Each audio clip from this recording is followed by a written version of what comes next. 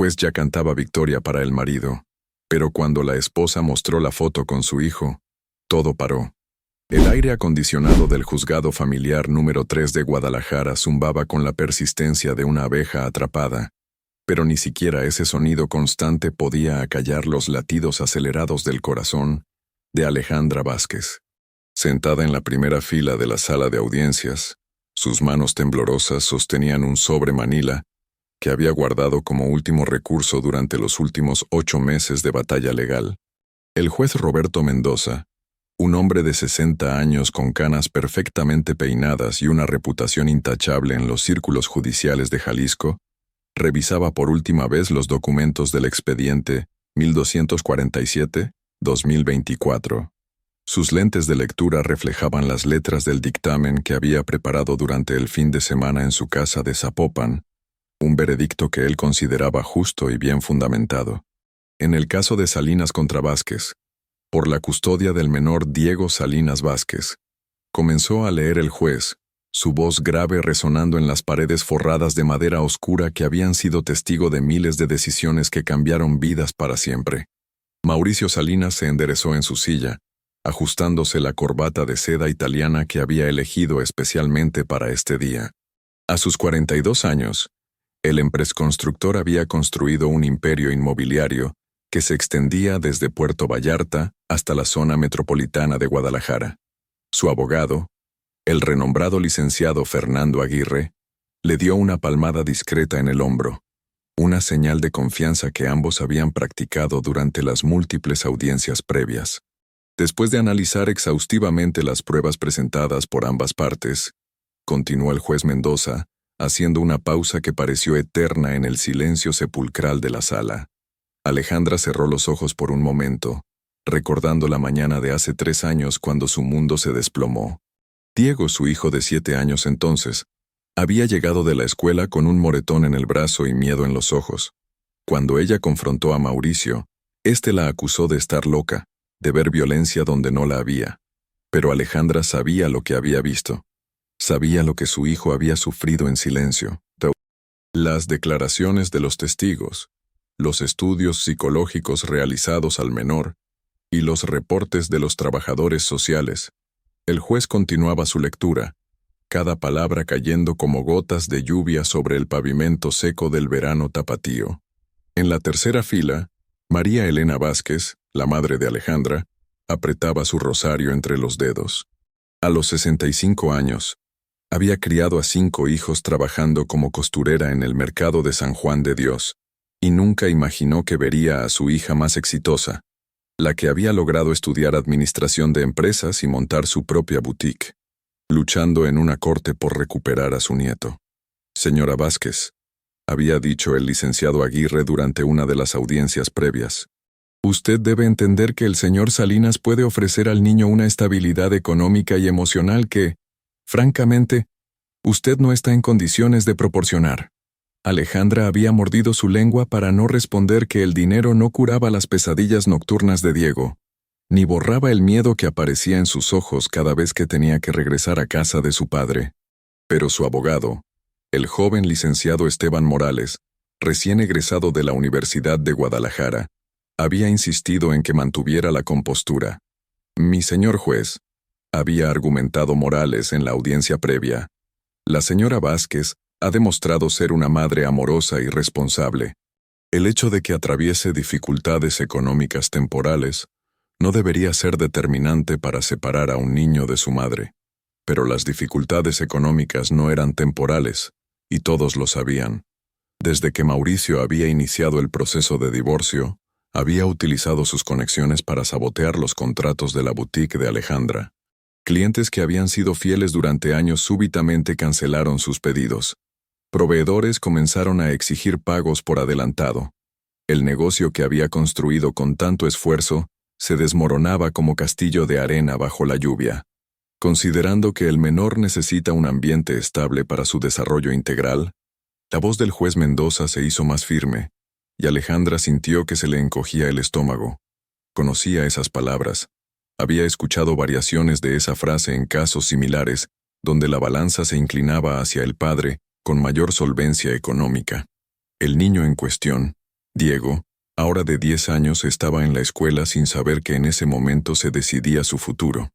Durante los últimos meses, había comenzado a tartamudear, un síntoma que los psicólogos habían atribuido al estrés del proceso legal. Alejandra recordaba la conversación que habían tenido la noche anterior. «Mamá, ¿verdad que voy a quedarme contigo?», había preguntado Diego mientras ella lo ayudaba con su tarea de matemáticas en la pequeña mesa de la cocina de su nuevo departamento en la colonia americana, una zona que antes consideraba humilde, pero que ahora era lo único que podía costear. «Todo va a salir bien, mi amor», había respondido Alejandra, aunque por dentro sentía que caminaba sobre vidrios rotos. «Es que papá dice que si me voy a vivir con él para siempre, me va a comprar la PlayStation 5 y me va a llevar a Disneyland», había murmurado Diego, sus palabras cargadas de la confusión propia de un niño que no entiende por qué sus padres no pueden simplemente llevarse bien. El juez Mendoza levantó la vista de los documentos y miró directamente a Mauricio Salinas. «El señor Salinas ha demostrado tener los recursos económicos y la estabilidad necesaria para garantizar el bienestar del menor. Su historial crediticio es impecable. Posee múltiples propiedades, y sus ingresos anuales superan los 4 millones de pesos. Alejandra sintió que el aire se le escapaba de los pulmones. Su abogado le apretó la mano bajo la mesa, una gestura que pretendía ser reconfortante pero que se sintió más como un adiós. «Por el contrario», continuó el juez, ajustándose los lentes, «la señora Vázquez ha mostrado inconsistencias en sus ingresos.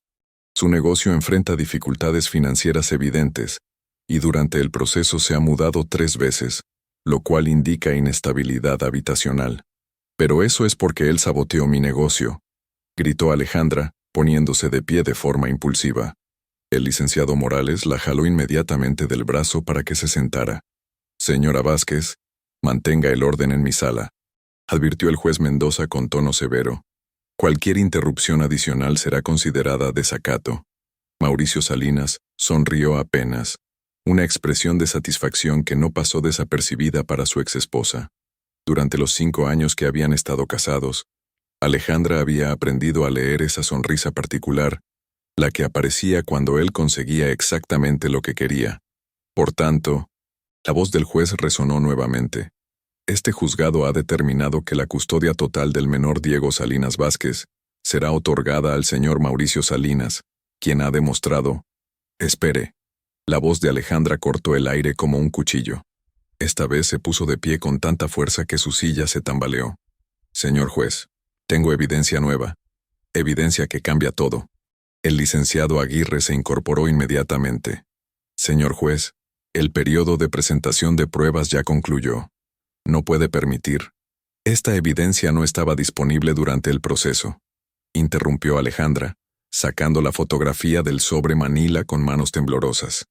«Acabo de obtenerla hace una semana». El juez Mendoza frunció el ceño. En sus 30 años como magistrado, había visto todo tipo de intentos desesperados de padres que no querían perder la custodia de sus hijos. Tácticas dilatorias, evidencia fabricada, testimonios falsos. Su instinto le decía que esto era más de lo mismo. «Señora Vázquez, cualquier evidencia debió presentarse en tiempo y forma durante la instrucción del juicio». «No puedo». «Es una fotografía de Diego con usted, señor juez», gritó Alejandra, extendiendo la imagen hacia el estrado. Una fotografía de cuando Diego tenía 5 años, tomada en su casa de Zapopan. El silencio que siguió fue tan profundo que se podía escuchar el zumbido de las lámparas fluorescentes del techo. El juez Mendoza se quedó completamente inmóvil, sus ojos fijos en la mujer que sostenía una fotografía que él no podía ver desde su posición, pero cuya descripción había hecho que el color desapareciera de su rostro. Mauricio Salinas giró la cabeza bruscamente hacia su exesposa, su expresión de confianza transformándose en algo parecido al pánico. «Alejandra, ¿qué estás haciendo? ¿De qué fotografía hablas?». El licenciado Aguirre se acercó a su cliente y le murmuró algo al oído, pero Mauricio lo empujó suavemente, manteniendo sus ojos fijos en la fotografía que Alejandra aún sostenía en alto. «Señor juez», dijo Alejandra, su voz ahora más firme, «esta fotografía fue tomada durante el 5º cumpleaños de Diego. Mi hijo aparece sentado en las piernas de usted, en el jardín de su casa.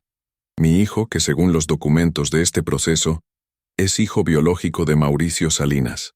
El juez Mendoza sintió que sus manos comenzaban a temblar imperceptiblemente. 20 años de secretos cuidadosamente guardados, de una vida construida sobre mentiras y silencios, estaban a punto de desplomarse como una torre de naipes en una tarde ventosa. Yo, comenzó a decir el juez, pero su voz se quebró. Alejandra, basta ya con tus locuras, rugió Mauricio poniéndose de pie. No sé de qué fotografía hablas, pero esto es ridículo. ¿En serio, Mauricio? Alejandra se giró hacia su ex esposo, sus ojos brillando con una mezcla de dolor y determinación. ¿Vas a seguir mintiendo incluso ahora? ¿Vas a seguir fingiendo que no sabías que Diego no es tu hijo biológico? La sala de audiencias se sumió en un caos contenido. Los pocos asistentes que estaban presentes, principalmente familiares de ambas partes, comenzaron a murmurar entre ellos. María Elena se llevó las manos a la boca, sus ojos llenándose de lágrimas al entender finalmente por qué su hija había guardado ese sobre Manila como si contuviera la fórmula secreta de la felicidad. Señor juez, el licenciado Morales se puso de pie, entendiendo que este era el momento que había esperado durante meses. Solicito respetuosamente que se admita esta nueva evidencia y que se suspenda cualquier decisión hasta que pueda ser analizada adecuadamente. El juez Mendoza miró la fotografía que Alejandra aún mantenía en alto, y por primera vez en décadas, no supo qué decir. En esa imagen, tomada 5 años atrás durante una tarde de domingo que él recordaba perfectamente, estaba la prueba de un secreto que había cambiado el curso de 3 vidas de maneras que nadie podría haber previsto. El niño de la fotografía sonreía con la inocencia propia de los 5 años, sin saber que su simple existencia era la clave de un misterio que había permanecido enterrado en los archivos más profundos de la historia familiar de 2 de las personas más poderosas de Guadalajara.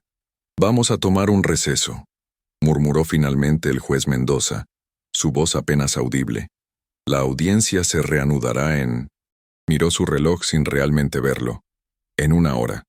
Mientras el juez abandonaba la sala con pasos que parecían los de un hombre 20 años mayor, Alejandra siguió sosteniendo la fotografía, sabiendo que acababa de detonar una bomba que cambiaría no solo el resultado del juicio, sino el futuro de todas las personas involucradas en esa historia que apenas comenzaba a develarse. Mauricio Salinas permaneció de pie, mirando a su exesposa con una expresión que mezclaba furia y algo parecido al miedo, mientras por primera vez en años se preguntaba si los secretos que había ayudado a enterrar estaban finalmente saliendo a la superficie. La fotografía, que había permanecido oculta durante 5 años en una caja de zapatos en el armario de María Elena, estaba a punto de revelar una verdad que conectaba a 3 familias, 2 generaciones, y un secreto que había comenzado mucho antes de que Diego Salinas Vázquez fuera siquiera una posibilidad en la mente de sus padres. El despacho del juez Roberto Mendoza olía a café frío y papel viejo.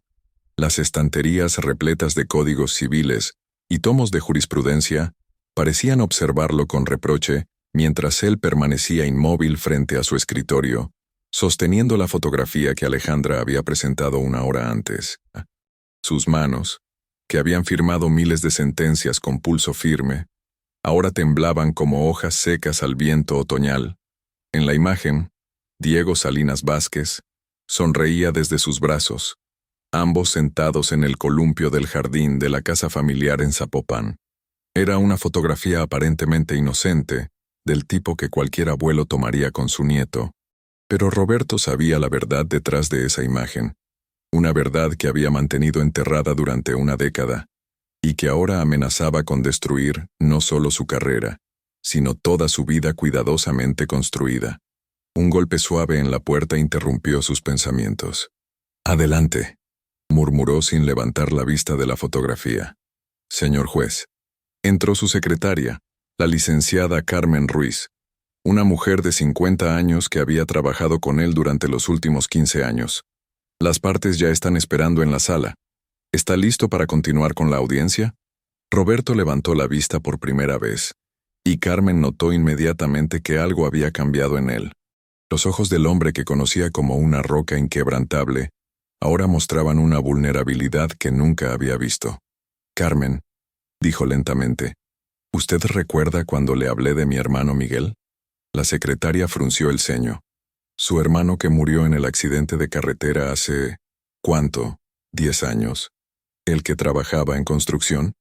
12 años», corrigió Roberto, dejando caer la fotografía sobre el escritorio.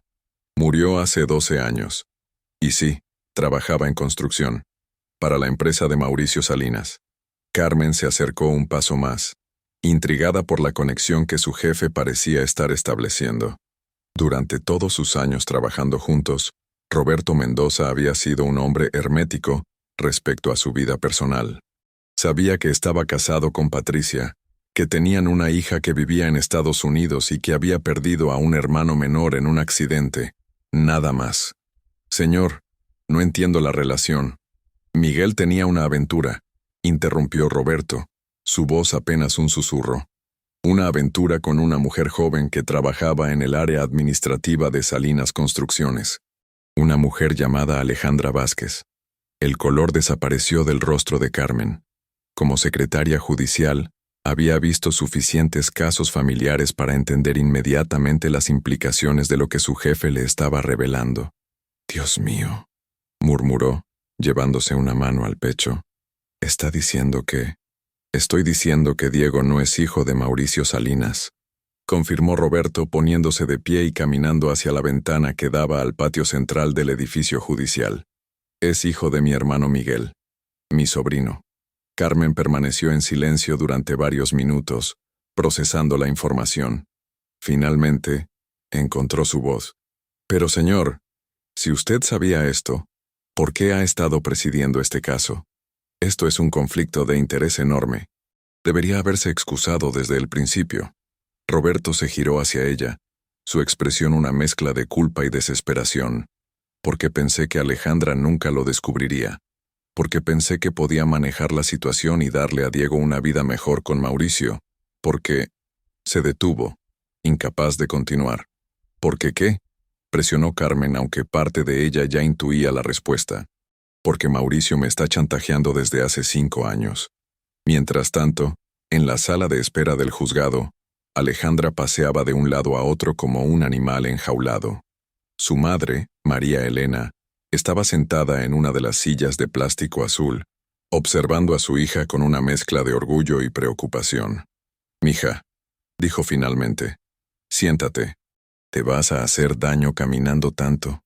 «No puedo, mamá», respondió Alejandra, deteniéndose frente a la ventana que daba a la calle López Cotilla. «Después de todos estos meses, finalmente tengo la oportunidad de decir la verdad. Pero ahora que la tengo, me aterra pensar en las consecuencias». María Elena se levantó y se acercó a su hija. «¿Las consecuencias para quién? ¿Para el juez que ha estado mintiendo todo este tiempo? ¿Para Mauricio que sabía que no era el padre de Diego, y aún así ha estado peleando por su custodia? ¿O las consecuencias para Diego, que merece saber la verdad sobre quién es su verdadero padre?» Alejandra se giró hacia su madre, los ojos brillantes con lágrimas no derramadas. «Mamá, hay cosas que nunca te conté. Sobre Miguel, sobre cómo murió, sobre lo que realmente pasó esa noche. ¿Qué quieres decir?» María Elena sintió que se le encogía el corazón. Durante los últimos 12 años, había asumido que el accidente de Miguel Mendoza había sido exactamente eso. Un accidente trágico pero inevitable en las peligrosas carreteras de la Sierra de Jalisco. «Miguel no iba solo en el carro esa noche», susurró Alejandra. «Iba conmigo. Íbamos hacia Puerto Vallarta porque él había descubierto algo en la empresa de Mauricio. Algo que podría haberlos metido en la cárcel a él y a varios de sus socios». María Elena se dejó caer en la silla más cercana, sintiendo como si el piso se moviera bajo sus pies. «Alejandra, ¿qué estás diciendo?» «Estoy diciendo que Miguel murió porque descubrió que Mauricio estaba usando materiales de construcción defectuosos en un proyecto de viviendas de interés social. Cimientos mal hechos, varillas oxidadas, mezcla de cemento aguada, todo para maximizar ganancias, sin importar que esas casas pudieran colapsar con el primer temblor fuerte. La puerta de la sala se abrió abruptamente, interrumpiendo la conversación entre madre e hija. Mauricio Salinas entró como una tormenta, seguido de cerca por su abogado Fernando Aguirre, quien claramente luchaba por mantener el control de la situación. «Mauricio, te suplico que te calmes», murmuró el licenciado Aguirre. «Confrontar a Alejandra antes de que regresemos a la audiencia no va a ayudar en nada». Pero Mauricio ya estaba frente a su exesposa, su rostro enrojecido por la furia. «¿Dónde conseguiste esa fotografía, Alejandra? ¿Quién te la dio?» «Esa no es la pregunta correcta, Mauricio», respondió Alejandra irguiéndose para enfrentar al hombre que había controlado su vida durante tantos años. «La pregunta correcta es, ¿desde cuándo sabías que Diego no era tu hijo?» «Eso es mentira», gritó Mauricio, pero su voz sonó hueca, carente de la convicción que había mostrado durante meses. «Diego es mi hijo. Estuve presente cuando nació. Firmé su acta de nacimiento. He sido su padre durante 10 años. Ser padre es más que estar presente en el hospital y firmar papeles», interrumpió María Elena, poniéndose de pie para enfrentar a Mauricio. «Ser padre es amar incondicionalmente, proteger, nunca lastimar. Y tú has lastimado a ese niño más de lo que cualquier padre verdadero podría hacer». El licenciado Aguirre se adelantó, interponiéndose entre su cliente y las mujeres. «Señoras, este tipo de conversaciones deberían tener lugar en la sala de audiencias bajo la supervisión del juez. Cualquier cosa que se diga aquí podría ser malinterpretada». «¿Malinterpretada?». Alejandra soltó una risa amarga. «¿Cómo se malinterpreta la verdad, licenciado? ¿Cómo se malinterpreta el hecho de que su cliente ha estado peleando por la custodia de un niño que no es su hijo, mientras chantajea al juez que está decidiendo el caso?» El silencio que siguió a estas palabras fue tan denso que se podía cortar con un cuchillo. El licenciado Aguirre miró a su cliente con una expresión de horror creciente, mientras que Mauricio retrocedió un paso, como si las palabras de Alejandra fueran golpes físicos. «No sé de qué hablas», murmuró Mauricio, pero su voz había perdido toda su fuerza anterior. «¿En serio?». Alejandra sacó su teléfono celular del bolso y comenzó a deslizar el dedo por la pantalla. «Porque tengo aquí varios mensajes de texto que podrían ser muy interesantes para el Ministerio Público. Mensajes donde habla sobre mantener al juez en línea y sobre recordarle lo que podría pasarle a su carrera si no coopera». Mauricio palideció visiblemente. «¿Cómo obtuviste? ¿Ese teléfono era qué, Mauricio? ¿Era privado? ¿Cómo era privada la cuenta bancaria donde depositaste 2 millones de pesos el mes pasado para que el juez Mendoza garantizara que ganarías este caso?» El licenciado Aguirre se había quedado completamente inmóvil, observando a su cliente como si fuera la primera vez que lo veía. «Mauricio», dijo lentamente, «por favor dime que no hiciste lo que ella está sugiriendo». «Fernando, yo puedo explicar». «No», gritó el abogado levantando las manos. «No me expliques nada. No aquí, no ahora. Esto…». Miró alrededor del pasillo, como si súbitamente se diera cuenta de que estaban en un edificio lleno de fiscales y agentes ministeriales. «Esto es soborno. Esto es colusión judicial. Esto puede mandarnos a la cárcel a todos». «Nadie va a ir a la cárcel», dijo una voz desde la entrada del pasillo. El licenciado Esteban Morales se acercaba acompañado de una mujer que ninguno de los presentes reconoció. Una señora de unos 60 años, elegantemente vestida, con el cabello gris recogido en un chongo perfecto. «¿Quién es usted?», preguntó el licenciado Aguirre, claramente molesto por la interrupción. «Soy Patricia Mendoza», respondió la mujer con voz firme, «esposa del juez Roberto Mendoza, y vengo a hacer una declaración que creo que les va a interesar a todos». Alejandra sintió que las rodillas se le aflojaban. Durante todo este tiempo, había asumido que la esposa del juez no sabía nada sobre los secretos de su marido. La idea de que Patricia Mendoza estuviera allí, en ese momento, no podía ser una coincidencia. «Señora Mendoza», dijo Mauricio intentando recuperar su compostura, «no creo que sea apropiado que usted esté aquí. Su esposo está presidiendo este caso y…». «Mi esposo ya no va a presidir nada», interrumpió Patricia, sacando un sobre de su bolso, «porque esta mañana me confesó toda la verdad. Sobre Miguel, sobre el chantaje, sobre el dinero que usted depositó en nuestra cuenta bancaria, y sobre el hecho de que ha estado manipulando este juicio desde el primer día. El pasillo del juzgado se había llenado gradualmente de personas. Otros abogados que esperaban sus audiencias, secretarias que iban y venían, y algunos curiosos que habían notado la tensión creciente en el grupo. Pero nadie se atrevía a acercarse lo suficiente como para escuchar las palabras que estaban siendo intercambiadas. Licenciado Morales, continuó Patricia, dirigiéndose al abogado de Alejandra. En este sobre encontrará copias de los estados de cuenta bancarios que muestran los depósitos que el señor Salinas ha estado haciendo en nuestra cuenta durante los últimos 5 meses. También encontrará copias de los mensajes de texto donde mi esposo le confirmaba a este hombre que haría todo lo posible para otorgarle la custodia del niño. Esteban Morales tomó el sobre con manos que apenas lograban mantener la compostura. Como joven abogado, había soñado con casos que definieran su carrera, pero nunca imaginó que su primer gran caso involucraría corrupción judicial a este nivel. Pero hay más, añadió Patricia, mirando directamente a Mauricio.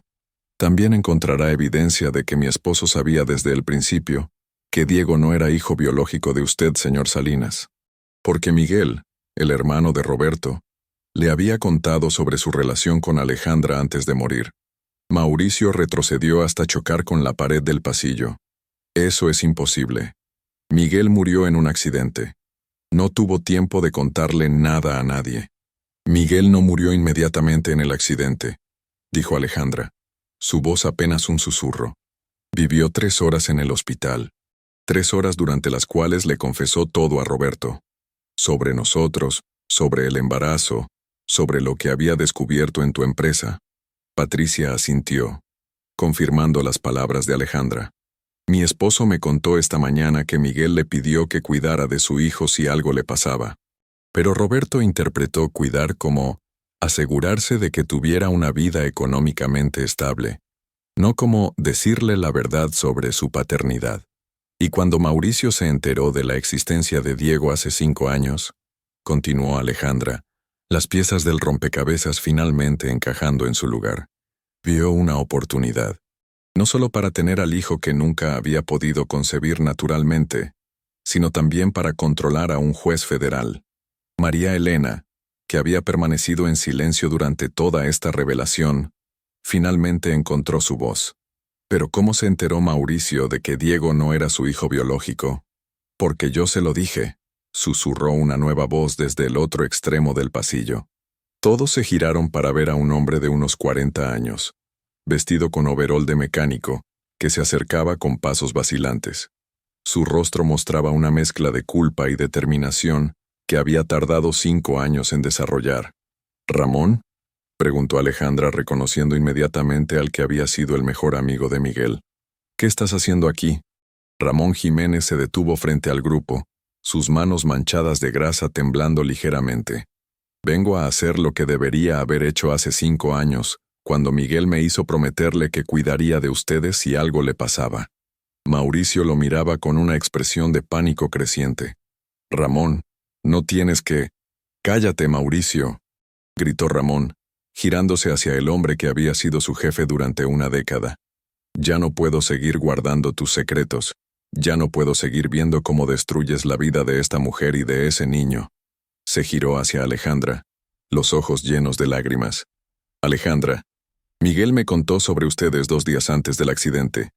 Me dijo que estaba enamorado de ti, que iban a huir juntos a Puerto Vallarta para empezar una nueva vida. Y me dijo que si algo le pasaba, me asegurara de que Diego supiera quién era su verdadero padre. ¿Y por qué no lo hiciste?, preguntó María Elena, su voz cargada de reproche. Porque Mauricio me amenazó, admitió Ramón, bajando la cabeza. Me dijo que si yo abría la boca sobre la paternidad de Diego, él se aseguraría de que toda mi familia perdiera sus trabajos en la empresa. Mi esposa, mis 2 hermanos, mi cuñado, todos dependían de Salinas Construcciones para sobrevivir. Patricia Mendoza dio un paso adelante, su expresión mostrando una compasión que había estado ausente en su rostro hasta ese momento. Ramón, ¿verdad? ¿Usted puede testificar sobre lo que Miguel le contó? Puedo hacer más que eso, respondió Ramón, sacando un teléfono celular viejo de su bolsillo. Miguel me mandó un mensaje de texto la noche antes del accidente, un mensaje que he guardado durante todos estos años. Con manos temblorosas navegó por el teléfono hasta encontrar lo que buscaba. Luego levantó el dispositivo para que todos pudieran ver la pantalla. El mensaje, fechado 12 años atrás, era simple pero devastador. Hermano, si algo me pasa, cuida de Alejandra y de mi hijo. Diego es mío, no de Mauricio. Tengo las pruebas genéticas en mi casa. Alejandra las va a necesitar algún día. Te quiero, compadre. El silencio que siguió fue roto por el sonido de pasos acercándose por el pasillo. El juez Roberto Mendoza aparecía desde su despacho, seguido de cerca por su secretaria Carmen. Su rostro mostraba la palidez de un hombre que había tomado la decisión más difícil de su vida. Señoras y señores, dijo con voz ronca, la audiencia se reanudará en 5 minutos. Pero antes de continuar tengo algo que declarar ante todos ustedes. Se detuvo frente a Alejandra, mirándola directamente a los ojos por primera vez desde que había comenzado todo este proceso. Señora Vázquez, le debo una disculpa que debería haber hecho hace 12 años, cuando mi hermano Miguel me confesó en su lecho de muerte que usted esperaba un hijo suyo. Mauricio intentó interrumpir, pero Roberto levantó la mano para silenciarlo. No he terminado. También le debo una disculpa por haber aceptado los sobornos del señor Salinas, por haber manipulado este proceso y por haber puesto mis propios intereses por encima del bienestar de un niño inocente que resulta ser mi sobrino. Se giró hacia Mauricio, su expresión endureciéndose. Y a usted, señor Salinas, le digo que no solo va a perder este caso de custodia, sino que probablemente va a enfrentar cargos criminales por soborno, colusión judicial y encubrimiento. Porque sí, yo sé lo que realmente le pasó a Miguel esa noche. El rostro de Mauricio se transformó en una máscara de terror puro. Roberto, tú no puedes. Tenemos un acuerdo. Nuestro acuerdo acaba aquí, declaró el juez. Carmen, por favor contacte al Ministerio Público. Creo que van a querer escuchar lo que todos nosotros tenemos que decir. Mientras Carmen se dirigía hacia su oficina para hacer las llamadas necesarias, Alejandra se acercó al juez. Señor Mendoza, hay una cosa más que necesita saber. Algo que Miguel descubrió la noche del accidente. Roberto la miró con curiosidad y aprensión. ¿Qué cosa? Miguel tenía evidencia de que Mauricio había ordenado sabotear las vigas de soporte del proyecto habitacional Las Flores. El mismo proyecto donde murieron 15 familias cuando colapsó el edificio durante el sismo del año pasado. El color desapareció completamente del rostro del juez. El colapso de Las Flores había sido una de las tragedias más grandes en la historia reciente de Guadalajara, un evento que había sacudido a toda la comunidad y había resultado en investigaciones federales que aún estaban en curso. ¿Está diciendo que Mauricio es responsable de esas muertes?, preguntó Roberto, su voz apenas un susurro. Estoy diciendo que Miguel murió porque descubrió esa información y amenazó con hacerla pública, respondió Alejandra. Y estoy diciendo que tengo las pruebas que él recopiló, escondidas en un lugar seguro durante todos estos años. Mauricio había estado retrocediendo gradualmente hacia la escalera durante toda esta conversación, pero ahora se detuvo como si hubiera chocado contra una pared invisible. Alejandra, tú no entiendes las implicaciones de lo que estás diciendo. Hay gente muy poderosa involucrada en esto. Gente que no dudará en lastimarte a ti y a Diego si hablas. Ya no me importa, declaró Alejandra irguiendo los hombros. He pasado 5 años viviendo con miedo, 5 años guardando secretos que no eran míos. Diego merece conocer la verdad sobre su padre, y esas 15 familias que murieron en Las Flores merecen justicia. Patricia Mendoza se acercó a Alejandra y le puso una mano en el hombro. No está sola en esto. Roberto y yo vamos a testificar sobre todo lo que sabemos. Es lo mínimo que podemos hacer después de todos estos años de silencio. Ramón asintió vigorosamente. Y yo voy a entregar todo lo que Miguel me dejó guardado. Documentos, fotografías, grabaciones, todo. El licenciado Esteban Morales, que había permanecido en silencio durante la mayor parte de estas revelaciones, finalmente encontró su voz. Señoras y señores, creo que necesitamos movernos rápidamente para asegurar la protección de todos los testigos. Si lo que están diciendo es cierto, Estamos hablando de una conspiración que involucra asesinato, corrupción judicial y negligencia criminal que resultó en múltiples muertes. Fernando Aguirre, el abogado de Mauricio, había estado observando todo con una expresión de horror creciente. Finalmente se acercó a su cliente y le susurró algo al oído. Mauricio negó con la cabeza violentamente, pero Aguirre insistió. «Mauricio», dijo finalmente en voz alta, «ya no puedo seguir representándote. Esto va más allá de un caso de custodia. Esto es...». Se detuvo, como si no pudiera encontrar las palabras adecuadas. «Esto es asesinato», completó Alejandra la frase. «Miguel no murió en un accidente. Fue asesinado porque descubrió los secretos de Mauricio». En ese momento, los pasos de varios hombres resonaron en la escalera del juzgado. 3 agentes del Ministerio Público, dirigidos por el fiscal Juan Carlos Herrera, aparecieron en el pasillo. Carmen había trabajado rápidamente. «¿Dónde está el señor Mauricio Salinas?», preguntó el fiscal mirando al grupo reunido. Todos los ojos se dirigieron hacia donde Mauricio había estado parado momentos antes, solo para descubrir que había desaparecido.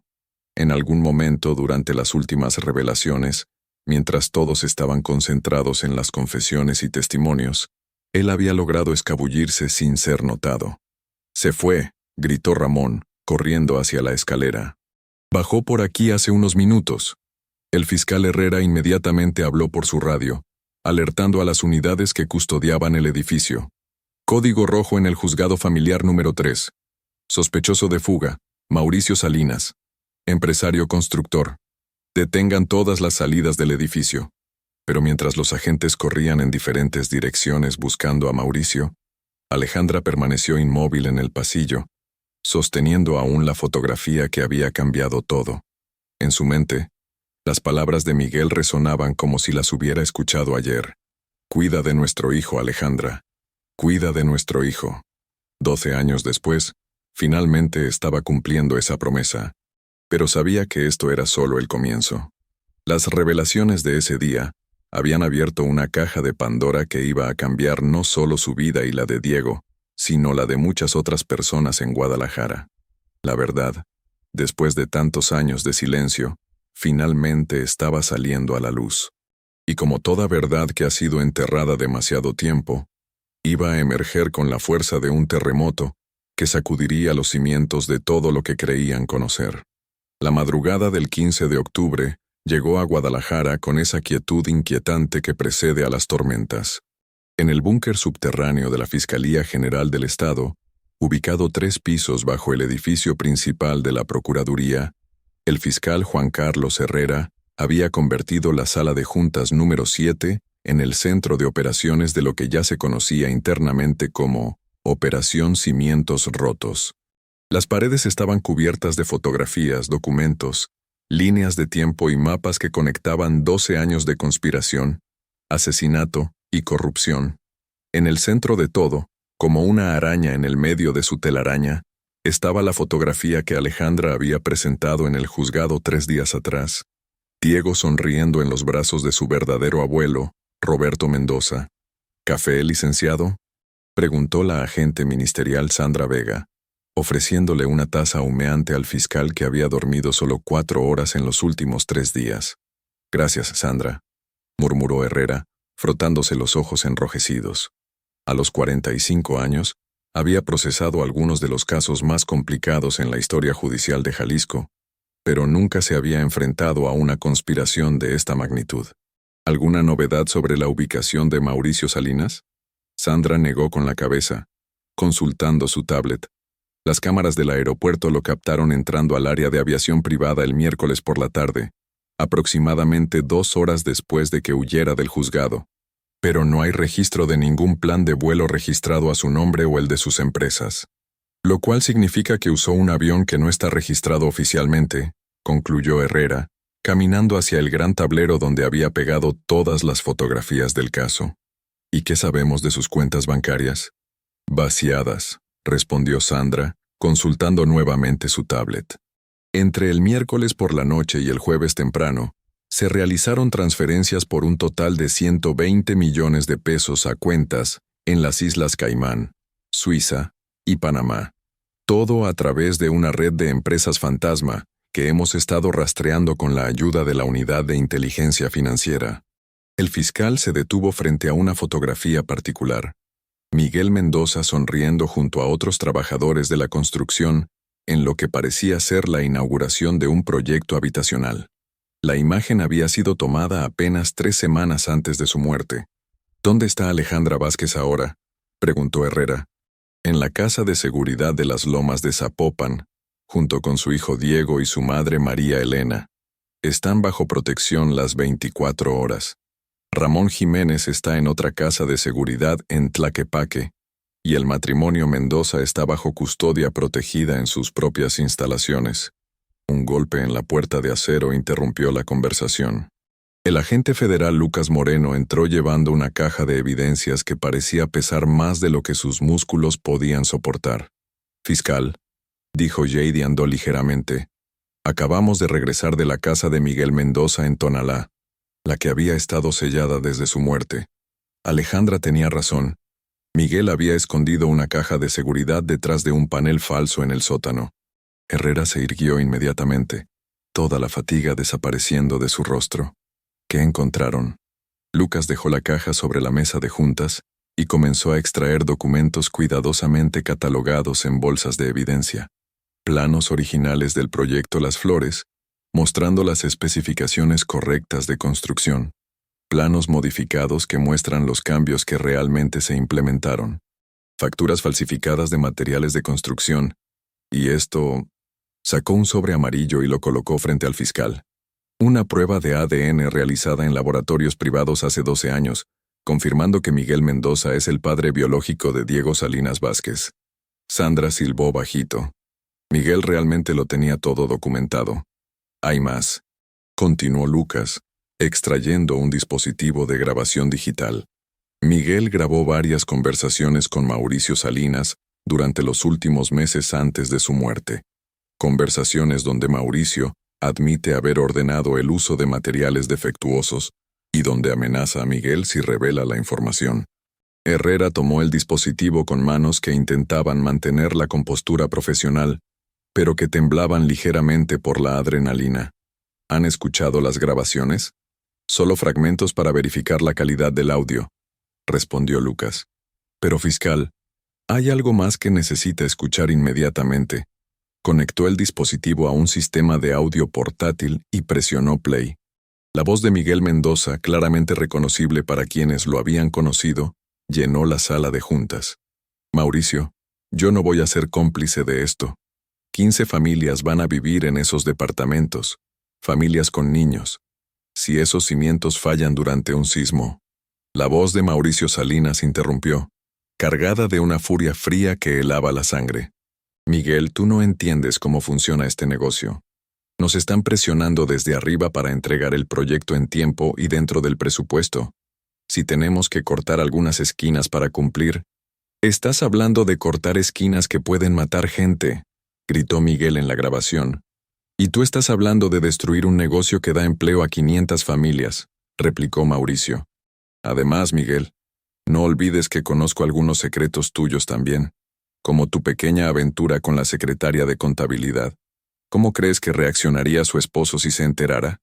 El silencio en la sala de juntas era tan denso que se podía cortar. Herrera detuvo la grabación y miró a sus agentes. ¿Cuántas grabaciones hay? 14, respondió Lucas. La última fue hecha 3 días antes del accidente y en esa... Se detuvo, como si no estuviera seguro de cómo continuar. ¿Qué pasa con la última grabación?, presionó Sandra. En la última grabación, Miguel amenaza con ir a las autoridades federales con toda la evidencia. ¿Y Mauricio? Mauricio le dice textualmente que no llegará vivo al Ministerio Público.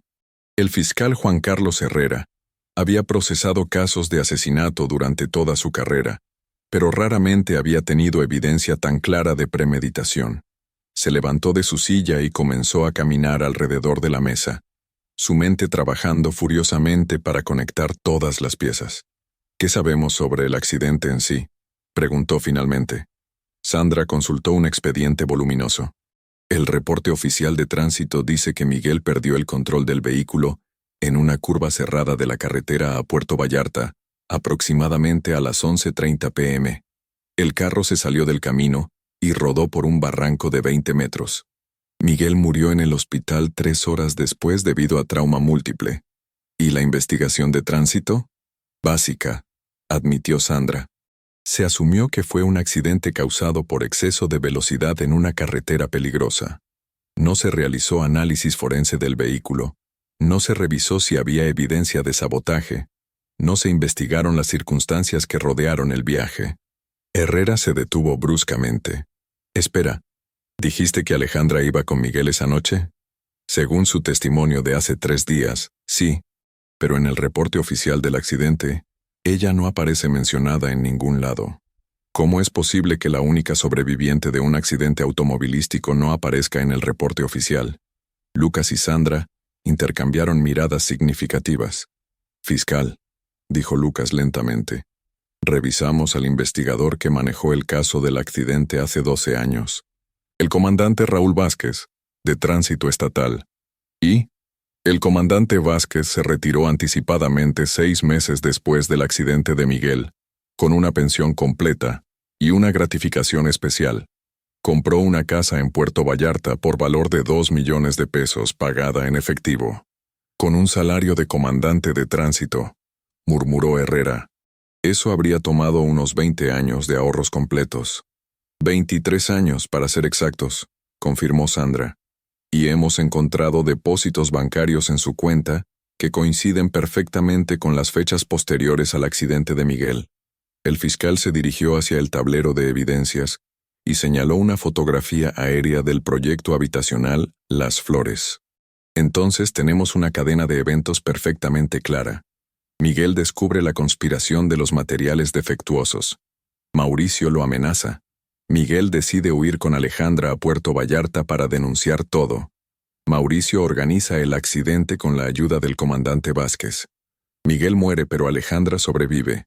Vázquez encubre la presencia de Alejandra en el accidente y recibe una compensación generosa por sus servicios. ¿Pero por qué Alejandra no denunció nada en ese momento?, preguntó Lucas. Porque estaba embarazada, traumatizada y probablemente amenazada, respondió Sandra. Además, ¿quién le hubiera creído? Una secretaria contra uno de los empresarios más poderosos de Jalisco. Herrera asintió, pero algo seguía molestándolo. Hay una pieza que no encaja. Si Mauricio sabía que Miguel había muerto con toda la evidencia, ¿por qué siguió con el proyecto Las Flores usando materiales defectuosos? ¿Por qué no cambió el plan una vez que eliminó la amenaza? Porque no pudo, dijo una voz desde la puerta. Los 3 se giraron para ver a Roberto Mendoza entrando a la sala de juntas, acompañado por 2 agentes de protección. El exjuez había envejecido una década en los últimos 3 días. Su cabello completamente gris ahora, y líneas profundas marcando su rostro. Señor Mendoza, dijo Herrera, ¿qué hace aquí? Se suponía que estaría bajo custodia protegida. Vine a completar mi declaración, respondió Roberto tomando asiento sin ser invitado, y a contarles la parte de la historia que aún no conocen. Se aclaró la garganta y miró directamente al fiscal. Mauricio no pudo cambiar los planes de construcción de Las Flores porque los materiales defectuosos ya habían sido instalados. El proyecto estaba financiado por un consorcio de inversionistas privados que incluía... Se detuvo, como si las siguientes palabras le causaran dolor físico. ¿Incluía a quién?, presionó Herrera. Al gobernador Sergio Ramírez y al secretario de Obras Públicas, Enrique Castellanos. Ellos habían invertido dinero personal en el proyecto, dinero que procedía de contratos gubernamentales sobrevalorados. Si el proyecto se cancelaba o se retrasaba, toda la red de corrupción habría salido a la luz. El silencio en la sala se volvió aún más profundo. Sandra dejó caer su tablet sobre la mesa con un ruido sordo. ¿Está diciendo que el gobernador del estado está involucrado en esto?, preguntó Lucas, su voz apenas un susurro. Estoy diciendo que la muerte de Miguel y el colapso de Las Flores son parte de una conspiración que involucra a algunos de los políticos más poderosos de México, confirmó Roberto. Y estoy diciendo que tengo evidencia para probarlo. Herrera se dirigió hacia Roberto, su expresión una mezcla de incredulidad y determinación. ¿Qué tipo de evidencia?, Como juez federal, durante los últimos 5 años he estado obligado a participar en reuniones mensuales con funcionarios estatales para coordinar ciertos casos judiciales.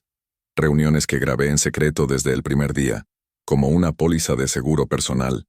Roberto sacó un dispositivo USB de su bolsillo y lo colocó sobre la mesa. En ese dispositivo encontrarán grabaciones de conversaciones donde el gobernador Ramírez y el secretario Castellanos discuten abiertamente cómo manipular contratos públicos, cómo distribuir sobornos y cómo eliminar obstáculos que amenacen sus operaciones. ¿Obstáculos como Miguel Mendoza?, preguntó Sandra. Entre otros, confirmó Roberto sombríamente.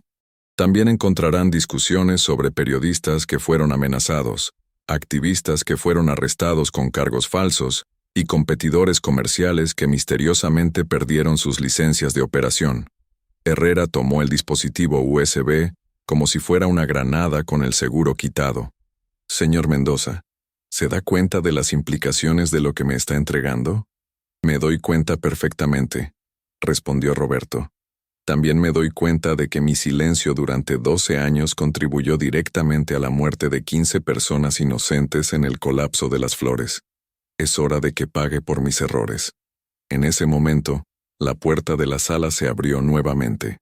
Esta vez era el director general de la Fiscalía, licenciado Arturo Sandoval, acompañado por 2 hombres en trajes oscuros que claramente no eran empleados estatales. Fiscal Herrera, dijo Sandoval con una expresión tensa, necesito hablar con usted inmediatamente, en privado. Herrera miró a los hombres desconocidos, luego a su director, y finalmente al dispositivo USB que aún sostenía en su mano. ¿Esto tiene que ver con el caso Salinas? Fiscal. Uno de los hombres de traje se adelantó, mostrando una credencial federal. Soy el agente especial Ricardo Maldonado, de la Fiscalía General de la República. Y sí, esto tiene que ver directamente con su investigación. El estómago de Herrera se contrajo. La intervención de autoridades federales en este momento solo podía significar una cosa.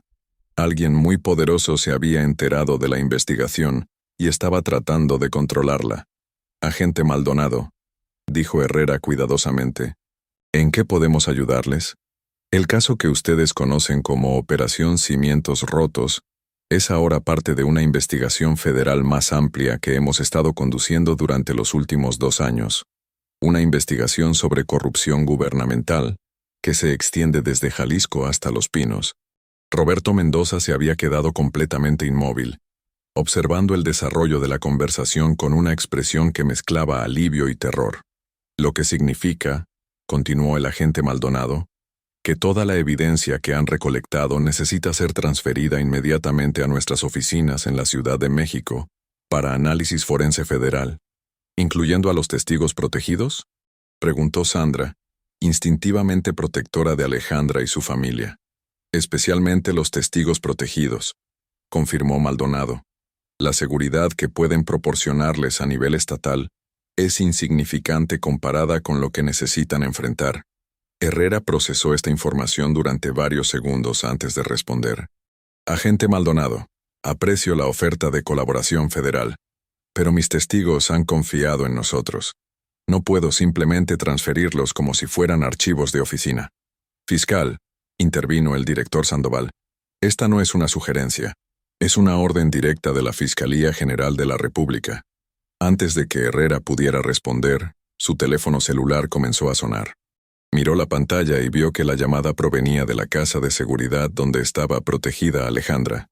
Disculpen, dijo, contestando la llamada. ¿Agente Vázquez? La voz del otro lado sonaba tensa y urgente. Fiscal, tenemos una situación. Alejandra Vázquez insiste en hablar con usted inmediatamente. Dice que tiene información crítica sobre algo que acaba de recordar. No puede esperar hasta... Dice que tiene que ver con el paradero actual de Mauricio Salinas, interrumpió el agente. Y dice que si no habla con usted en los próximos 30 minutos, va a llamar directamente a la prensa nacional. Herrera miró a los agentes federales, luego a su director, y finalmente de vuelta al teléfono. Voy en camino. Colgó y se dirigió hacia la puerta, pero el agente Maldonado le bloqueó el paso. Fiscal, cualquier información nueva debe ser compartida inmediatamente con nosotros.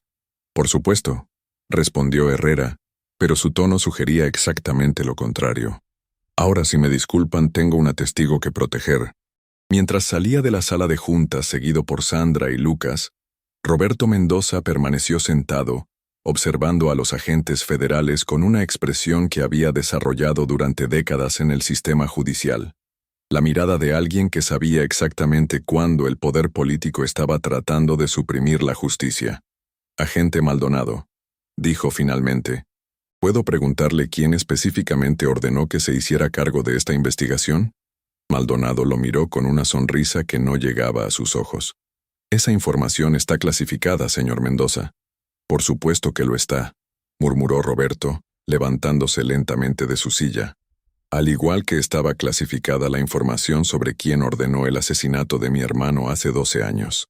La casa de seguridad en las lomas de Zapopan era una construcción modesta de 2 pisos, indistinguible de las otras residencias de clase media que la rodeaban, pero las cámaras discretamente instaladas en cada esquina y los agentes estatales apostados en vehículos civiles a lo largo de la calle la identificaban claramente como algo más que una casa familiar ordinaria.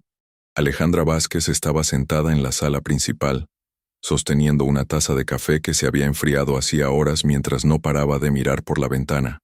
Su hijo Diego dormía en el sofá junto a ella, exhausto por los eventos emocionales de los últimos días. María Elena estaba en la cocina, preparando el almuerzo con la ayuda de la agente femenina asignada a su protección.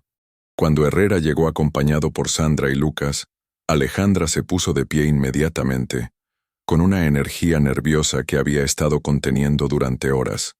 «Fiscal», dijo sin preámbulos, «recordé algo importante sobre la noche del accidente, algo que no les conté porque durante 12 años pensé que había sido una alucinación causada por el trauma». Herrera tomó asiento frente a ella, notando las ojeras profundas que marcaban el rostro de una mujer que había cargado secretos demasiado pesados durante demasiado tiempo. «Cuénteme todo lo que recuerde, sin importar qué tan extraño le parezca». Alejandra respiró profundamente antes de comenzar. «Después del accidente, cuando los paramédicos me estaban atendiendo, vi a un hombre hablando con el comandante Vázquez junto a la ambulancia. Un hombre que no era policía ni paramédico, pero que claramente estaba a cargo de la situación. ¿Puede describirlo? Alto, de unos 50 años en ese momento, cabello gris, una cicatriz pequeña en la mejilla izquierda. Vestía un traje caro, incluso a medianoche en medio de una carretera de montaña. Se detuvo, cerrando los ojos para concentrarse en el recuerdo. Pero lo más importante es que escuché parte de su conversación con el comandante. ¿Qué escuchó exactamente? Le dijo al comandante que se asegurara de que no quedara evidencia de que yo había estado en el carro, que el accidente tenía que parecer que Miguel iba solo, y luego se detuvo, su voz quebrándose ligeramente. ¿Qué más? Le dijo que si yo sobrevivía, el comandante tenía que asegurarse de que entendiera claramente que mi silencio era la única forma de proteger a mi hijo nonato. Sandra y Lucas intercambiaron miradas significativas. Esto confirmaba no solo que el accidente había sido deliberadamente orquestado, sino que había una cadena de comando que se extendía más allá de Mauricio Salinas. «Alejandra», dijo Herrera cuidadosamente, «¿por qué recordó esto ahora? ¿Qué la hizo pensar en ese hombre después de 12 años?» Alejandra se levantó y caminó hacia la ventana, manteniendo la vista fija en la calle. «Porque lo vi ayer en las noticias. Salió en un reportaje sobre el nuevo secretario de Seguridad Pública del Estado». Herrera sintió que se le helaba la sangre. «¿Está diciendo que el hombre que vio en el accidente hace 12 años es ahora el secretario de Seguridad Pública?» «No solo eso», respondió Alejandra, girándose para mirarlo directamente. «Según el reportaje, el licenciado Enrique Castellanos acaba de ser promovido de secretario de Obras Públicas a secretario de Seguridad Pública, y la razón oficial de la promoción es para que pueda supervisar personalmente las investigaciones relacionadas con el colapso del edificio Las Flores». El silencio en la habitación era ensordecedor. Lucas fue el primero en encontrar su voz. «Esto significa que el hombre responsable de encubrir el asesinato de Miguel Mendoza ahora está a cargo de investigar las consecuencias de ese asesinato. Y significa», añadió Sandra, que la transferencia federal de la investigación no es una coincidencia. Alguien está tratando de asegurar que esta información nunca vea la luz pública. Herrera se puso de pie y comenzó a caminar por la sala, su mente trabajando furiosamente para evaluar las opciones disponibles. Alejandra, ¿está absolutamente segura de la identificación? 100% segura, confirmó ella. He tenido 12 años para grabar esa cara en mi memoria. Es él. En ese momento el teléfono celular de Herrera comenzó a sonar nuevamente. Esta vez la llamada provenía del director Sandoval. Fiscal. La voz de Sandoval sonaba más tensa que antes. Necesito que regrese a la oficina inmediatamente. Los agentes federales están requiriendo el traslado inmediato de todos los testigos protegidos. ¿Con qué justificación legal? Orden judicial federal firmada por el juez de distrito. Ya no hay opción de apelar o retrasar. Herrera miró a Alejandra, quien había escuchado claramente la conversación telefónica. Director, necesito 1 hora más para completar el interrogatorio de la testigo principal. No hay 1 hora más, fiscal. Los agentes federales van en camino a las casas de seguridad ahora mismo. La línea se cortó, dejando a Herrera mirando su teléfono con una expresión de frustración y algo parecido al pánico. Alejandra, dijo rápidamente, necesito que me entregue cualquier evidencia física adicional que pueda tener.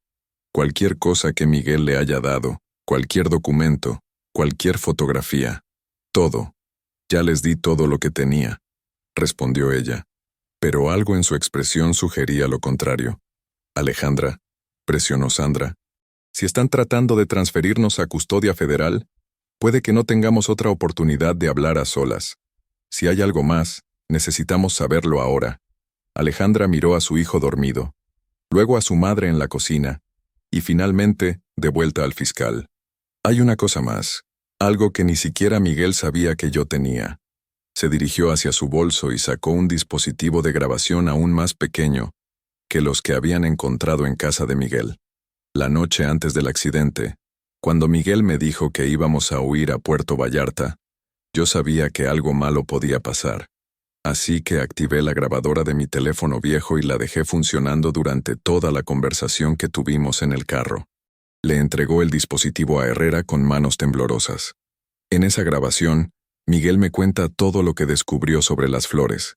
Pero también me cuenta algo más.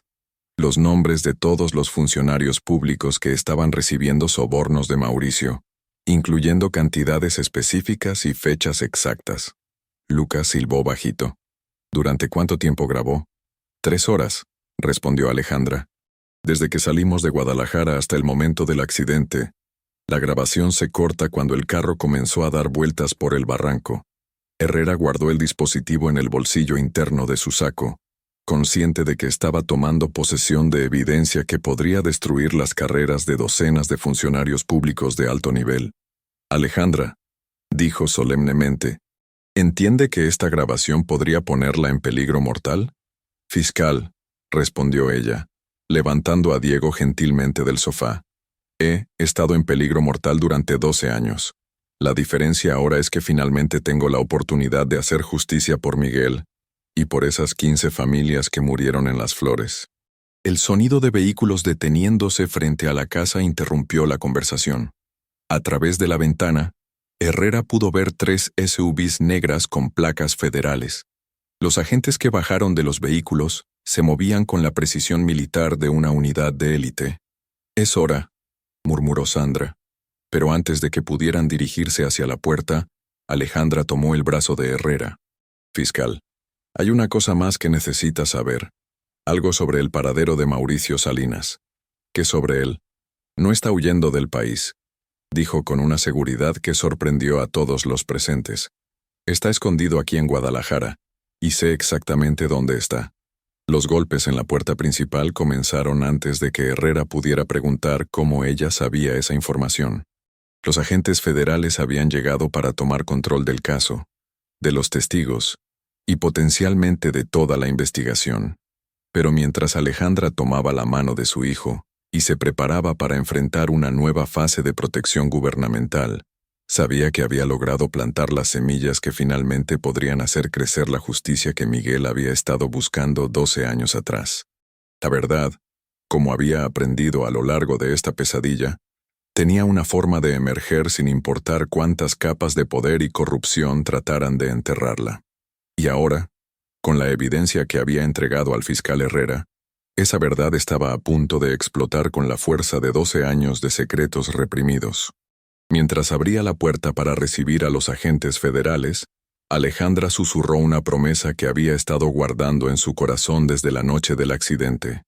Miguel, finalmente vamos a hacer justicia. Por ti, por Diego, y por todas las personas inocentes que murieron por la ambición de otros. La guerra por la verdad estaba lejos de terminar, pero por primera vez en 12 años, Alejandra Vázquez sentía que tenía las armas necesarias para ganarla. 3 semanas después de la intervención federal, la Ciudad de México despertó bajo una capa de smog que parecía reflejar la densa nube de corrupción que se cernía sobre los pasillos del poder.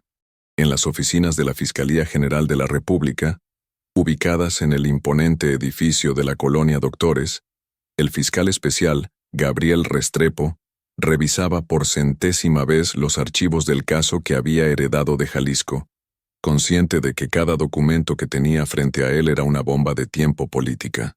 A sus 52 años, Restrepo había dedicado su carrera a casos que otros fiscales consideraban imposibles o demasiado peligrosos. Había procesado carteles de narcotráfico, redes de trata de personas y células de secuestro que operaban desde prisiones federales, pero nunca se había enfrentado a una conspiración que llegara tan alto en las esferas del gobierno mexicano. Fiscal.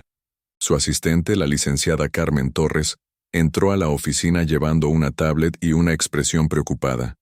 Acabamos de recibir el reporte forense de la grabación que entregó Alejandra Vázquez. Los técnicos confirman que es auténtica y que no ha sido alterada. Restrepo levantó la vista de los documentos notando inmediatamente la tensión en la voz de Carmen. ¿Y cuál es el problema? Esas son buenas noticias. El problema, fiscal, es el contenido específico de la grabación. Carmen se sentó frente al escritorio y consultó su tablet. Miguel Mendoza no solo identificó a funcionarios estatales recibiendo sobornos, también nombró a 3 senadores, 2 secretarios de Estado y... Se detuvo, como si las siguientes palabras le costaran trabajo pronunciar. ¿Y qué más, Carmen? Y al subsecretario de la Presidencia, licenciado Rodrigo Vega. El silencio que siguió fue tan profundo que se podía escuchar el zumbido de los aparatos de aire acondicionado del edificio. Restrepo se recostó en su silla, procesando las implicaciones de lo que acababa de escuchar. El subsecretario Vega era conocido como la mano derecha del presidente, el hombre que manejaba la agenda política más delicada del gobierno federal. ¿Qué tipo de actividades específicamente?, preguntó finalmente. Carmen deslizó el dedo por la tablet, leyendo directamente de la transcripción. Según Miguel Mendoza, el subsecretario Vega recibió 15 millones de pesos de Mauricio Salinas, a cambio de asegurar que los contratos federales de vivienda popular fueran otorgados exclusivamente a empresas del consorcio, que incluía a Salinas Construcciones. ¿Y tenemos evidencia documental de esos pagos? Esa es la parte complicada, admitió Carmen. Los pagos se realizaron a través de una red de empresas fantasma registradas en Delaware, Estados Unidos. Pero Miguel menciona en la grabación números de cuenta específicos, fechas exactas y cantidades precisas. Información que solo alguien con acceso interno a las finanzas de Salinas podría conocer. Restrepo se puso de pie y caminó hacia la ventana que daba al Zócalo capitalino. A esa hora de la mañana, la plaza estaba llena de turistas y vendedores ambulantes, personas que vivían sus vidas ajenas a las maquinaciones políticas que se desarrollaban a pocos kilómetros de distancia. ¿Dónde están nuestros testigos protegidos ahora?, preguntó sin girar la cabeza. Alejandra Vázquez y su familia están en una casa de seguridad en Polanco. Roberto Mendoza está bajo arresto domiciliario en su residencia de satélite. Ramón Jiménez. Carmen hizo una pausa significativa. ¿Qué pasa con Ramón Jiménez? Ramón Jiménez sufrió un infarto hace 3 días mientras estaba bajo custodia protegida. Está en cuidados intensivos en el Hospital ABC en condición crítica. Restrepo se giró bruscamente. ¿Un infarto? Un hombre de 40 años previamente sano ¿Simplemente sufre un infarto mientras está bajo protección federal? Los médicos dicen que fue causado por el estrés extremo de los últimos meses. Pero fiscal, Carmen se detuvo, claramente incómoda con lo que estaba a punto de decir. ¿Pero qué? Pero uno de nuestros agentes de protección notó que Ramón había estado recibiendo medicamentos para la presión arterial que no estaban en su expediente médico original. Medicamentos que no había estado tomando antes de entrar a custodia federal. La implicación golpeó a Restrepo como un puño en el estómago. Después de 30 años en el sistema de justicia, había desarrollado un instinto para reconocer cuando sus testigos estaban siendo sistemáticamente eliminados. ¿Quién ha tenido acceso a Ramón durante los últimos días? Carmen consultó nuevamente su tablet. Solo personal médico autorizado y 2 agentes federales asignados a su protección. Agentes que fueron específicamente solicitados por el director de operaciones especiales. ¿Y quién solicitó esos agentes específicos? La orden vino directamente de la oficina del subsecretario Vega. Restrepo sintió que se le encogía el estómago. La conspiración no solo llegaba hasta Los Pinos. Aparentemente se estaba autoprotegiendo mediante la eliminación sistemática de testigos. Carmen, necesito que hagas algo inmediatamente. Quiero que transfieras a Alejandra Vázquez y su familia a una nueva casa de seguridad. Una casa que solo tú y yo conozcamos la ubicación. Y quiero que uses agentes que yo seleccione personalmente. ¿Y Roberto Mendoza? A Roberto lo vamos a mantener donde está, pero con protección adicional. Y quiero vigilancia médica completa. Cualquier medicamento que reciba debe ser verificado por 3 médicos independientes. Carmen tomó notas rápidamente en su tablet. ¿Algo más? Sí. Quiero una reunión inmediata con el procurador general. Y Carmen se detuvo, mirándola directamente a los ojos. Esta conversación que acabamos de tener nunca ocurrió oficialmente. Hasta que sepamos exactamente quién está involucrado en esto, no podemos confiar en nadie más. Mientras Carmen salía de la oficina, Restrepo regresó a su escritorio y abrió el expediente que contenía las fotografías del colapso del edificio Las Flores. 15 familias habían perdido la vida en esa tragedia. Padres, madres, niños, abuelos. Personas que habían confiado en que el gobierno las protegería, que había regulado adecuadamente la construcción de sus hogares. Su teléfono celular personal comenzó a sonar. El número no era uno que reconociera, pero algo le dijo que contestara. ¿Fiscal Restrepo? La voz del otro lado era femenina, nerviosa, claramente tratando de disfrazar su identidad. ¿Con quién hablo? Soy alguien que tiene información sobre el caso que está manejando. Información que podría salvar la vida de sus testigos. Restrepo activó inmediatamente la grabadora de su teléfono. ¿De qué información está hablando? Esta noche van a trasladar a Alejandra Vázquez de la casa de seguridad de Polanco, pero no la van a llevar a otra casa de seguridad. La van a llevar a un lugar donde van a hacer que parezca un suicidio. El corazón de Restrepo comenzó a latir aceleradamente. ¿Cómo sabe eso? ¿Quién es usted? Soy secretaria en la oficina del subsecretario Vega. He estado escuchando conversaciones que no debería escuchar, y ya no puedo seguir callada. ¿Puede reunirse conmigo? ¿Puede entregar evidencia? Hubo una pausa larga antes de que la mujer respondiera. Pueden reunirse conmigo, pero no en ninguna oficina gubernamental. Esta noche a las 10, en el Café La Blanca, en la colonia Roma Norte. Vaya solo. ¿Cómo la voy a reconocer? Yo lo voy a reconocer a usted. Y fiscal, si no aparece esta noche, Alejandra Vázquez va a amanecer muerta mañana. La línea se cortó, dejando a Restrepo mirando su teléfono con una mezcla de esperanza y terror. En su experiencia, las llamadas anónimas usualmente resultaban ser pérdidas de tiempo o trampas elaboradas. Pero algo en la voz de esa mujer, algo en el miedo específico que había detectado, le decía que esta vez era diferente. La casa de seguridad en Polanco era una residencia moderna de 3 pisos, ubicada en una calle tranquila donde las casas costaban más de lo que la mayoría de los mexicanos ganaba en toda su vida. Alejandra Vázquez estaba sentada en la sala principal, ayudando a Diego con su tarea de matemáticas mientras trataba de mantener una apariencia de normalidad para su hijo. «Mamá», dijo Diego levantando la vista de su libro, ¿Cuándo vamos a poder regresar a nuestra casa de verdad? Alejandra sintió que se le partía el corazón. Durante las últimas 3 semanas, Diego había hecho esa pregunta al menos una vez por día, y ella nunca sabía qué responder. ¿Cómo le explicaba a un niño de 10 años que probablemente nunca podrían regresar a su vida anterior? Pronto, mi amor. Mintió suavemente. Tan pronto como los señores policías terminen de arreglar todo el problema legal. ¿El problema legal tiene que ver con papá Mauricio? Alejandra se tensó. Diego había comenzado a hacer preguntas más específicas sobre Mauricio, especialmente después de que había escuchado fragmentos de conversaciones entre los agentes de protección. Sí, tiene que ver con eso. Pero tú no te preocupes por esas cosas. Eres un niño, y los niños no tienen que preocuparse por problemas de adultos. Diego la miró con esa expresión de sabiduría prematura que los niños desarrollan cuando han sido expuestos a situaciones que van más allá de su comprensión. Mamá, ¿papá Mauricio es una mala persona? La pregunta golpeó a Alejandra como una bofetada.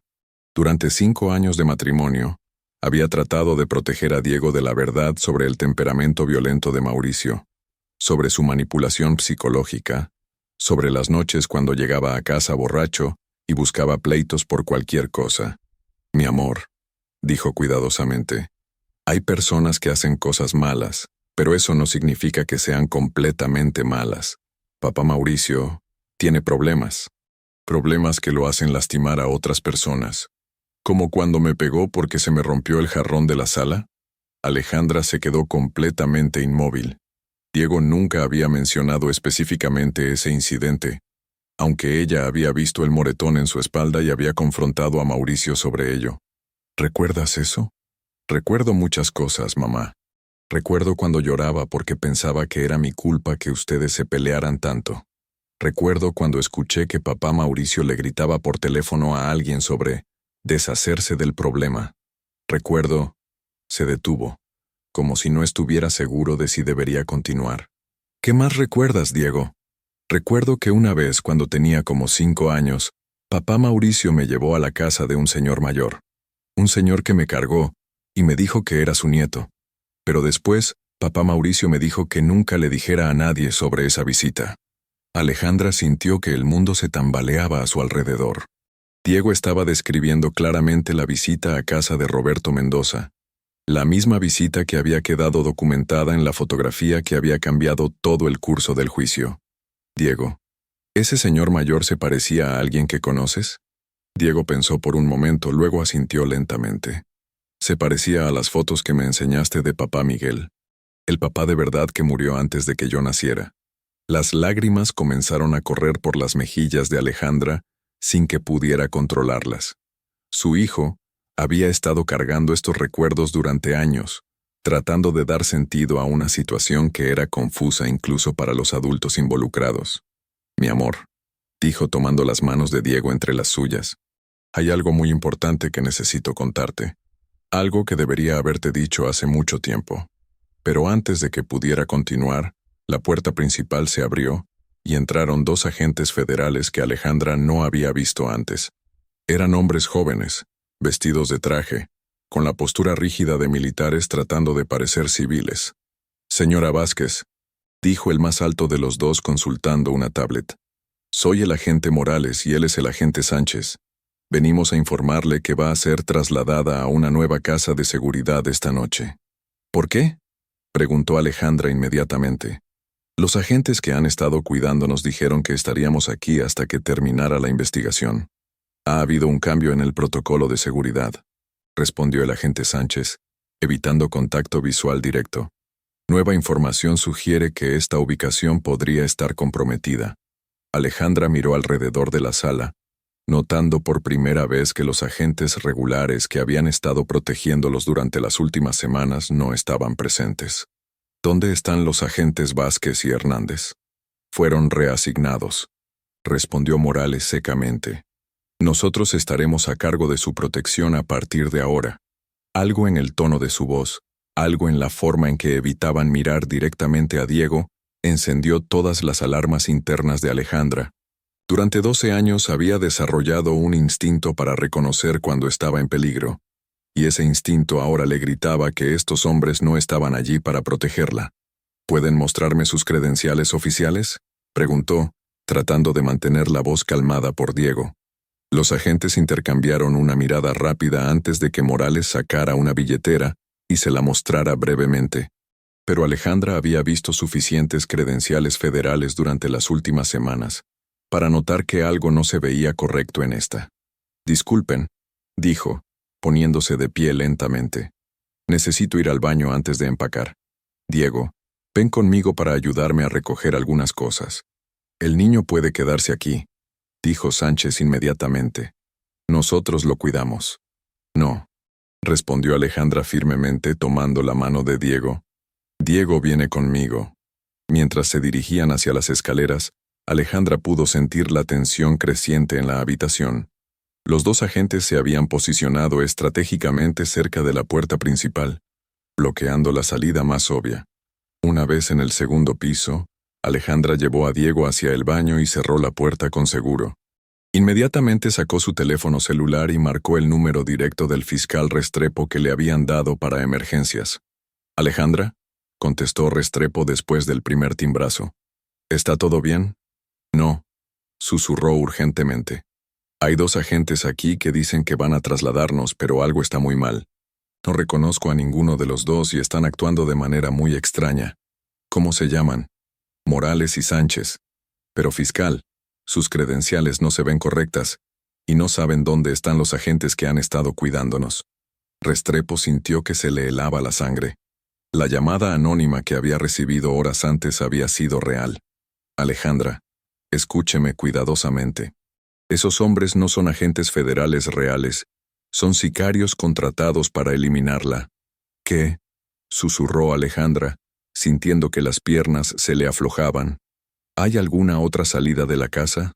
Alejandra miró por la ventana del baño, que daba al jardín trasero. «Hay una ventana que da al patio de atrás, pero estamos en el segundo piso». «¿Qué tan alto es el salto?». «Unos 4 metros, quizás 5. Alejandra, necesita salir de esa casa inmediatamente. Yo estoy enviando agentes reales, pero van a tardar al menos 15 minutos en llegar». En ese momento, se escucharon pasos pesados subiendo las escaleras, seguidos de una voz que gritaba: «Señora Vázquez, necesitamos irnos ahora». «Se acabó el tiempo», murmuró Restrepo al teléfono. «Salte por esa ventana. Yo me hago responsable de cualquier lesión». Alejandra miró a Diego, quien había estado escuchando toda la conversación con ojos enormes de miedo. «Mi amor», le susurró, «vamos a jugar a un juego. Un juego donde tenemos que salir de la casa sin que nos vean los señores de abajo». «¿Como el escondite?». «Exacto, como el escondite. Pero es muy importante que hagas exactamente lo que mamá te diga. ¿Está bien?». Diego asintió, confiando completamente en su madre como lo había hecho durante toda su vida. Alejandra abrió la ventana del baño y miró hacia abajo. El jardín trasero tenía un pequeño jardín con arbustos que podrían amortiguar parcialmente la caída. No era ideal, pero era su única opción. Los pasos en las escaleras se habían detenido, y ahora se escuchaba el sonido de puertas siendo abiertas violentamente mientras los falsos agentes registraban las habitaciones. «Diego», susurró Alejandra, «vas a saltar primero. Yo voy a bajarte tanto como pueda, y tú te vas a dejar caer en esos arbustos de allá abajo. Y si me lastimo, yo voy a saltar inmediatamente después de ti, y si te lastimas, yo te voy a cuidar. Pero primero tenemos que salir de aquí». El sonido de la puerta del dormitorio principal siendo pateada resonó por toda la casa. Los hombres estaban a pocos metros de distancia. Con movimientos rápidos pero cuidadosos, Alejandra ayudó a Diego a pasar por la ventana. Lo sostuvo por las muñecas y lo bajó tanto como pudo antes de dejarlo caer. Diego aterrizó en los arbustos con un ruido sordo, pero inmediatamente se puso de pie y levantó el pulgar para indicar que estaba bien. Justo cuando Alejandra estaba pasando sus propias piernas por la ventana, la puerta del baño se abrió violentamente detrás de ella. «¡Alto!», gritó el agente Morales, pero Alejandra ya se había dejado caer. Aterrizó mal, sintiendo inmediatamente un dolor agudo en el tobillo izquierdo, pero la adrenalina la mantuvo en movimiento. Tomó la mano de Diego y corrieron hacia la barda trasera de la propiedad, justo cuando las ventanas del segundo piso se llenaron de figuras que gritaban órdenes contradictorias. «¡Mamá! ¡La puerta!», gritó Diego, señalando una puerta pequeña en la barda trasera que aparentemente conectaba con la propiedad vecina. Alejandra probó la manija y encontró que estaba abierta. Empujaron la puerta y se encontraron en el jardín de una casa igualmente lujosa, pero aparentemente vacía. Corrieron a través del jardín hacia la calle siguiente, donde Alejandra inmediatamente comenzó a buscar un taxi o cualquier forma de transporte público. Su tobillo le dolía horriblemente, pero siguió moviéndose, consciente de que detenerse significaba muerte. «Mamá, ¿hacia dónde vamos?», preguntó Diego jadeando por la carrera. «A buscar ayuda, mi amor. A buscar a personas que realmente nos puedan proteger». Un taxi amarillo apareció en la esquina, y Alejandra levantó la mano desesperadamente. El conductor, un hombre mayor con bigote gris, se detuvo y bajó la ventana. «¿A dónde van?». «Al Zócalo», dijo Alejandra, empujando suavemente a Diego hacia el asiento trasero. «Y, por favor, maneje rápido». Mientras el taxi se alejaba de Polanco, Alejandra miró por la ventana trasera y vio dos SUVs negras saliendo del área donde habían estado escondidos. Los sicarios que se hacían pasar por agentes federales habían reaccionado rápidamente, pero no lo suficientemente rápido. Su teléfono celular sonó nuevamente. Era Restrepo. «¿Está a salvo?». «Por ahora», respondió Alejandra abrazando a Diego contra su pecho. «Pero fiscal, esto no puede seguir así. Mi hijo no puede seguir viviendo huyendo de personas que quieren matarnos por decir la verdad. Alejandra, le prometo que esto va a terminar, pero necesito que confíe en mí una vez más. Hay una persona que quiere reunirse conmigo esta noche. Alguien que dice tener información que puede terminar con toda esta conspiración. ¿Quién? Alguien de adentro. Alguien que ha estado esperando el momento correcto para hablar». Alejandra miró por la ventana del taxi, viendo pasar las luces de la ciudad como estrellas borrosas. «Fiscal, si esta persona tiene información que puede terminar con esto, entonces necesita más que reunirse con usted. Necesita contárselo al mundo entero». El Café La Blanca en la colonia Roma Norte era el tipo de lugar que los intelectuales capitalinos frecuentaban para discutir literatura y política hasta altas horas de la madrugada. A las 10 de la noche, estaba lleno de estudiantes universitarios, artistas bohemios y profesionales que buscaban un lugar tranquilo para trabajar en sus laptops. El fiscal Restrepo llegó exactamente a las 10, escaneando discretamente el lugar en busca de alguien que pareciera estar esperándolo. Se sentó en una mesa cerca de la ventana, ordenó un café americano y esperó. 10 minutos después, una mujer de unos 35 años se acercó a su mesa. Era elegantemente vestida, con el tipo de ropa cara pero discreta que usaban las secretarias de alto nivel en el gobierno federal. «¿Fiscal Restrepo?», preguntó en voz baja. «¿Es usted quien me llamó?». La mujer asintió y tomó asiento frente a él, mirando nerviosamente hacia la puerta del café cada pocos segundos. «Soy Mónica Herrera», dijo. «He sido secretaria del subsecretario Vega durante los últimos 8 años. ¿Y por qué decidió contactarme?». Mónica abrió su bolso y sacó una grabadora digital pequeña. «Porque esta tarde escuché una conversación telefónica que me hizo entender que ya no estamos hablando solo de corrupción. Estamos hablando de asesinato planeado». Presionó play en la grabadora, y la voz inconfundible del subsecretario Rodrigo Vega llenó el espacio entre ellos. «No me importa cómo lo hagan, pero Alejandra Vázquez no puede llegar viva al juicio, y tampoco ese mecánico que está en el hospital. Los dos son bombas de tiempo que pueden destruir no solo mi carrera, sino la estabilidad de todo el gobierno».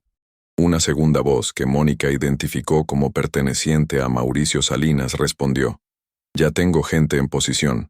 La mujer va a tener un accidente esta noche, y el mecánico va a sufrir complicaciones médicas mañana por la mañana». «¿Y el juez Mendoza?». «Mendoza ya firmó una confesión falsa aceptando toda la responsabilidad por el caso.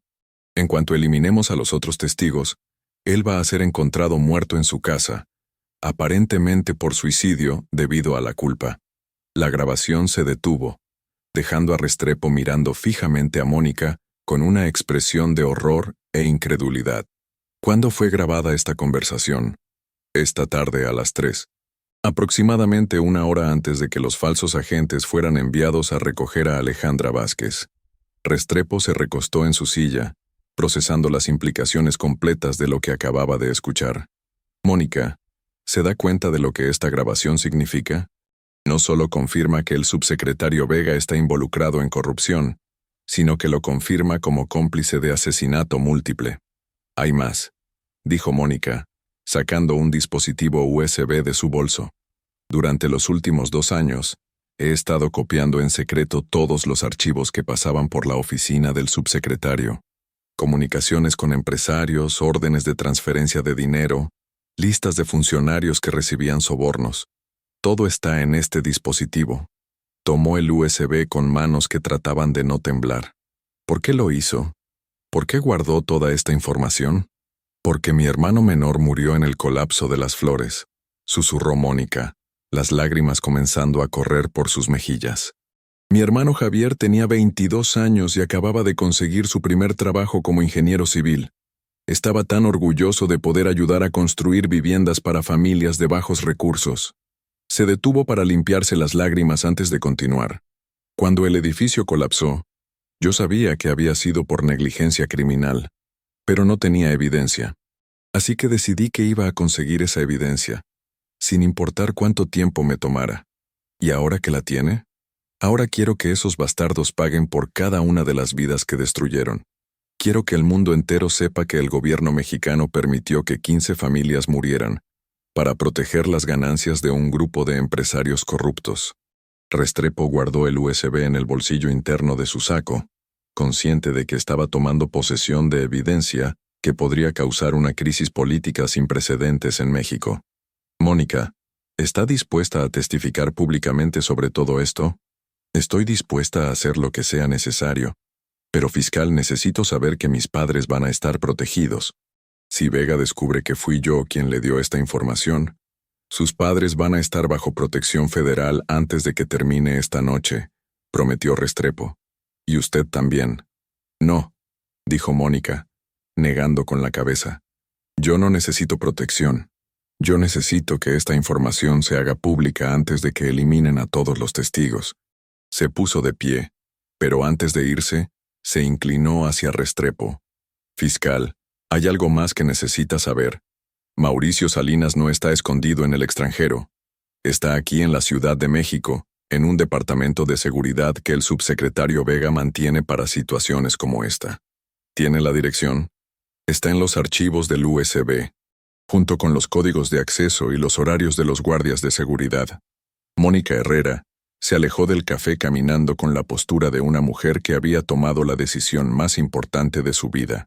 Restrepo permaneció sentado durante varios minutos más, mirando los dispositivos que tenía frente a él, y consciente de que las próximas horas determinarían no solo el futuro de los testigos bajo su protección, sino potencialmente el futuro político de México. Sacó su teléfono celular y marcó un número que había esperado no tener que usar nunca. «¿Procurador General?», dijo cuando contestaron. «Soy Gabriel Restrepo. Necesito una reunión de emergencia con usted esta noche. Tengo evidencia de una conspiración que llega hasta Los Pinos, y necesito autorización para actuar antes de que eliminen a todos los testigos». Hubo una pausa larga antes de que el procurador general respondiera. «¿Qué tan grave es la situación, Gabriel?» «Señor, estamos hablando de la posible caída del gobierno federal». Otra pausa, aún más larga. «Ven a mi oficina inmediatamente». «¿Y Gabriel?» «Ven solo». Mientras salía del café La Blanca, Restrepo miró hacia el cielo nocturno de la Ciudad de México, donde las pocas estrellas visibles luchaban contra la contaminación lumínica de 8 millones de personas. En algún lugar de esa inmensidad urbana, Alejandra Vázquez y su hijo estaban escondidos, confiando en que él pudiera protegerlos de fuerzas que tenían el poder de hacer desaparecer a cualquiera que amenazara sus intereses. Por primera vez en su carrera, Gabriel Restrepo se enfrentaba a un caso donde no estaba seguro de si la justicia podría triunfar sobre el poder político. Pero mientras caminaba hacia su vehículo, sabía que no tenía opción más que intentarlo. La verdad tenía su precio, y esa noche, todos estaban a punto de descubrir exactamente cuán alto era ese precio. En un departamento de lujo en la colonia Polanco, Mauricio Salinas observaba las noticias nocturnas mientras limpiaba meticulosamente una pistola 9 mm. En la pantalla, un reportero hablaba sobre el misterioso incremento en la seguridad federal alrededor de varios edificios gubernamentales en la capital. Pronto, murmuró Mauricio para sí mismo. Muy pronto, todo esto va a terminar. Pero mientras él planeaba los movimientos finales de una conspiración que había durado 12 años, no sabía que a unas cuadras de distancia, Alejandra Vázquez estaba grabando un video en su teléfono celular, un video que subiría a todas las redes sociales disponibles si algo le pasaba durante la noche. La guerra por la verdad estaba entrando en su fase final, y todas las partes involucradas sabían que solo uno de los bandos vería el amanecer con sus secretos intactos.